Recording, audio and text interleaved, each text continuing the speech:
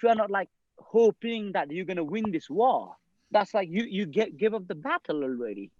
And exactly when you're climbing in the mountain, sometimes, I was climbing at 75 km/h wind speed. It's so freezing cold. But then if you just give up your hope that you're gonna come alive from these big mountains, you're gonna die.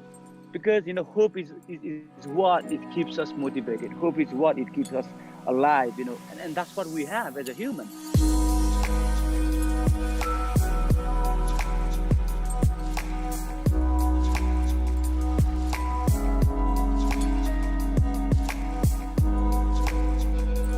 Sometimes, I kind of believe that we all have that, but it's about recognizing those the strong components that we all have in our life. And somebody could be strong in something else, and some could be strong in something else. But for me, was what no one could take away from me was self-belief, or believing in yourself. Like throughout my life, I have worked with so many counterparts.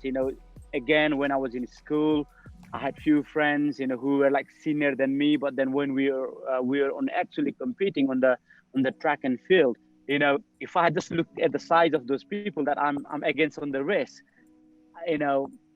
you can probably think, yeah, why you bother even starting the race? But then I believed that I could beat them.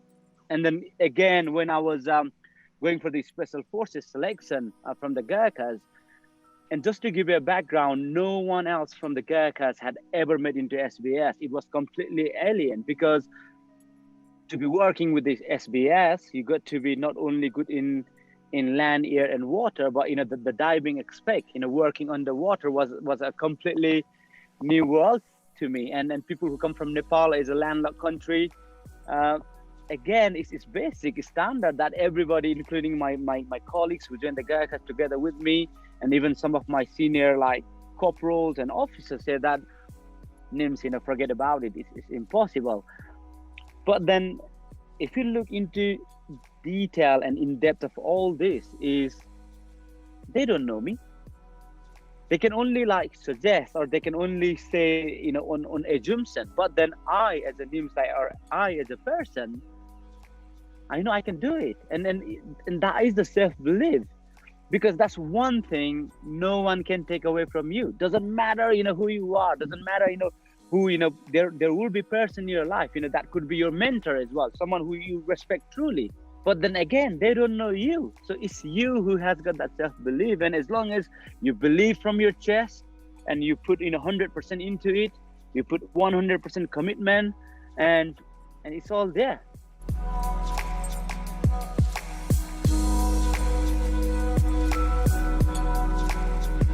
So like little things matter, and then it does matter on bigger operation or anything what we do in life. It's not the bigger things that makes the huge difference. It's about attention in details. And just to give you an example, obviously me as you can see, I'm from Nepal, I'm brown, and I'm going on this selection. It's full of pretty much 200 6 foot tall, wide looking man. And then in a selection, you say that you got to stay as a greyman, so you still pass the test, everything, but then you are still undiscovered.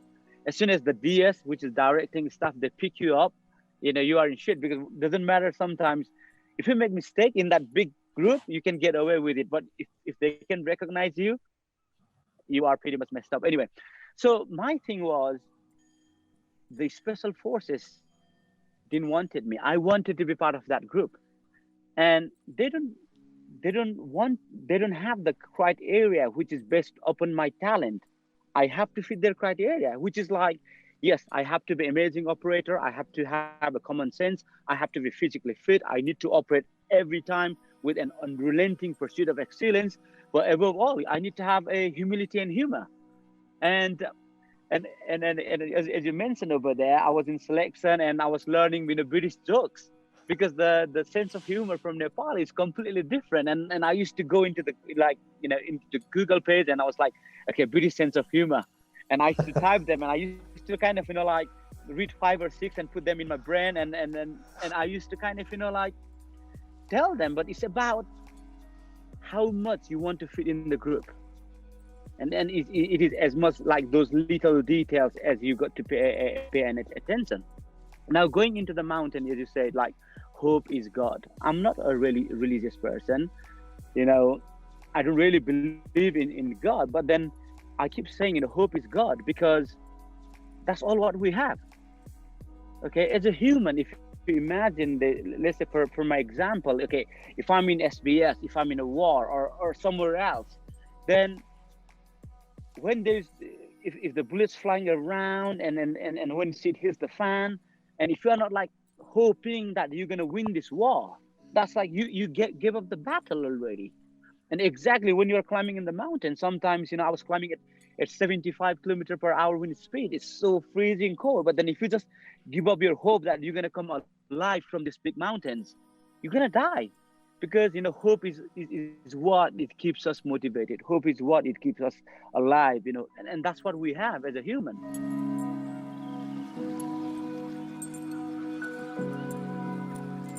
I felt like, okay, since I started climbing mountains anyway, why can't I come and completely do this?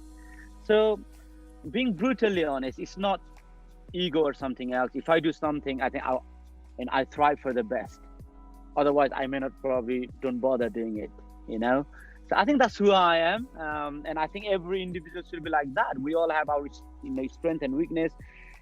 Don't just do stuff for the sake of doing it.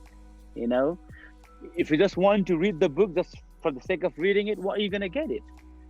All the students, all the youngsters, if you are reading something else, you learn for the lesson, you learn for the intelligence, you learn for the more knowledge. That's what your aim should be. Your aim should not be finishing the book. So it is a completely different mindset. Similar, but similar, different, I guess.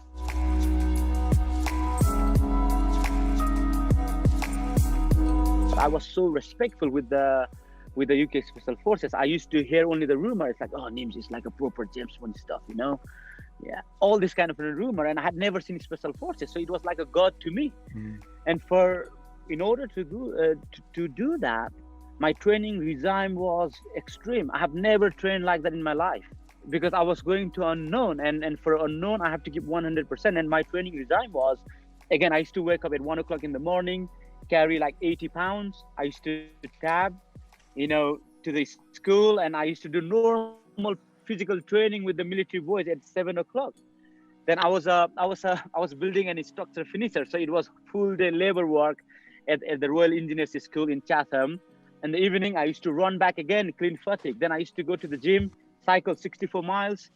Then I'm not a good swimmer, because we never had swimming pools, so that still SBS, I felt like you have to be good in water. So I used to do freestyle in 25-meter lane, and I used to do 100 of those. And by the time I was home, it will be 10 o'clock.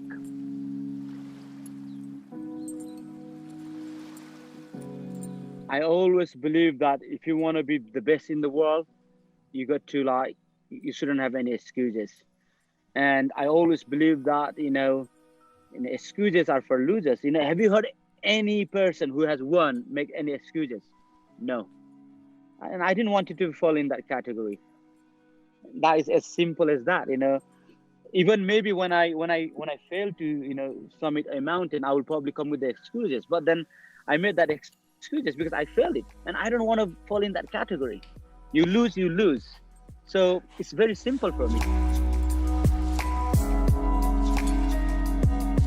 If we all worry about the problems, there will be no solutions. Yes, problems are there, but what we need to do is, or what I do is, I focus on what is priority one right now. For example, on the mountains, I got 100 of problems on my shoulder, but then if I start thinking about it, and if I don't put my step where it needs to be, and if I'm not focusing on my climb, there's no point. Everything is like out of equation, because you are not even doing that. So I live in the moment. I do exactly what is absolutely necessary. And then the biggest thing what I also do is, I don't worry about how I'm doing. I worry about what I'm doing right now, and my focus is like it's a really pinpoint, razor sharp, focus. So that's how I do it.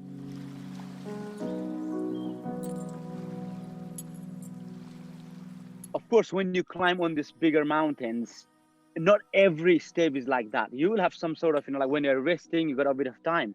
And if you come with some idea, you just write it down.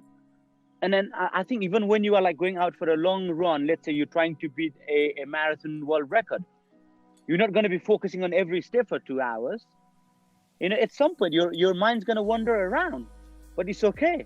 It's okay to have that. But then you also be mindful of, like, okay, I'm here for the world record. I need to strike at this pace.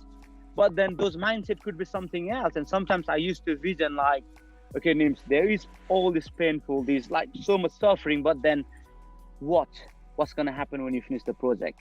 You can still kind of, look yourself through this dark tunnel, and you can see yourself on the other side. And that's what it gives you more kind of power. And as I mentioned on the book, like, I had a really good purposes that I believed why I needed to do this project. And being completely honest, if it was for myself and if it was for the name and fame, I would have never been successful in this project. It was, that huge, you needed something bigger than this. So when I left my job, my mom even told me, she's very close to me. She's my inspiration. And she said, oh, Nims, because, you are sending money every month, and now you are doing this project because, we are a burden to you. But I said to her, no, Mom, because this project is way bigger than me, our family, and all. And if I can sacrifice this for the bigger reason, which I absolutely believed in, I think I can do it. There's a chance. And the reason was, yes, I love the mountaineering. I love the challenge. But more than that, I wanted to show the world in my way that nothing is impossible. I wanted to raise the name of the Nepalese climbers. And equally, I want to raise the awareness about, climate change and sustainable environment. So, and these were the core pillars. But when I say core pillars, these are the bigger picture. But then inside that, there is also layer, because all these pillars cannot always keep you going. Then I used to think, okay, I cannot give up because I represent the best in the world, UK Special Forces. I have no right to ruin their reputation by coming out loud and be a joker. Then I used to think, okay, I'm a Gurkha now. Then I used to think, okay, I represent Nepalese climbing community. Then it goes into the circle and the cycle of everything else. So, yeah.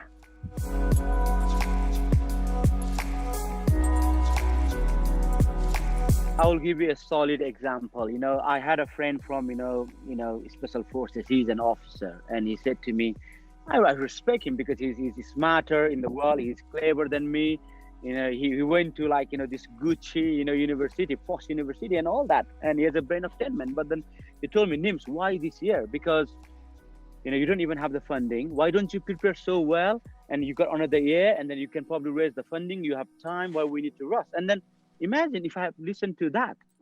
This is the whole 2020 is pandemic with COVID-19. That's one example. But then this wasn't my principle. My principle was, in everything what we do in life, you should never think about the second options. Okay, I'll give you an example. Okay, if you say that you're gonna run a complete marathon, and if you're already thinking about giving up in halfway, you're gonna give up. You don't have to think about giving up. If you can't do it, you can give up. It's just there. It's in your pocket. You just give up. You don't have to already plan to give up. So I used to say, why refer to second options when you can plan on the first option?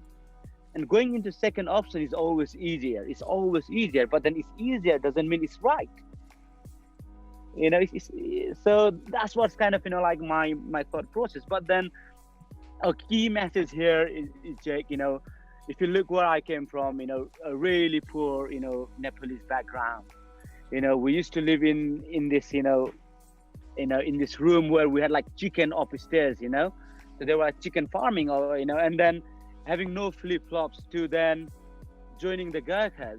I failed my first attempt in the Gurkhas, but second time I made it through. Then going into Special Forces, driving submarines, doing some of the craziest stuff that people can't even imagine. I know what I've done, and probably few people know. But then even from that, to go and climb all these 14 highest mountains in the world that no one has ever imagined, and who I am now, I would like to say I'm pretty successful. But then looking back, I had nothing. I was underprivileged, I had no opportunities. but then I created opportunities.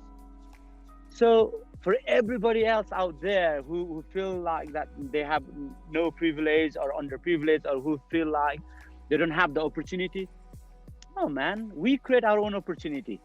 You just have to work twice harder, maybe. Yes, and I think it's about the mindset, and then my mindset is completely different. And I think we should have it. So when I joined the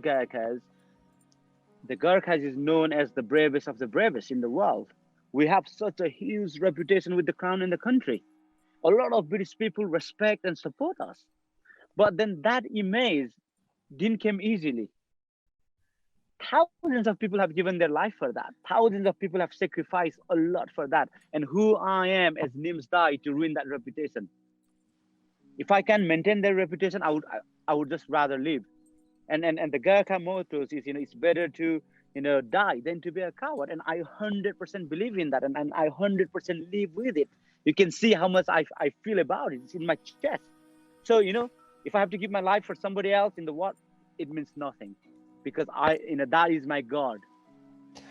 But this is who I am. I hope people will describe me as, through what I have done, people can imagine the impossible. For me, if you think, from a little village boy with no flip-flop to where I'm now, I didn't even thought about this as me as well. But then it happened. But then there is a process, and the process is hard work, dedication, commitment, believe in your dream, be positive, and all that kind of messages out there. And I hope people will read this book and can relate in their day-to-day life, because as you said, Jack and Damien, the book is not about climbing the mountains. It's about people can relate in their day-to-day life. We all have our own mountains to climb. We all have millions of problems, but how we deal with them. There will always be negative aspect of the task, whatever you are doing it, but how you make that positive. And it's all about achieving your new possible.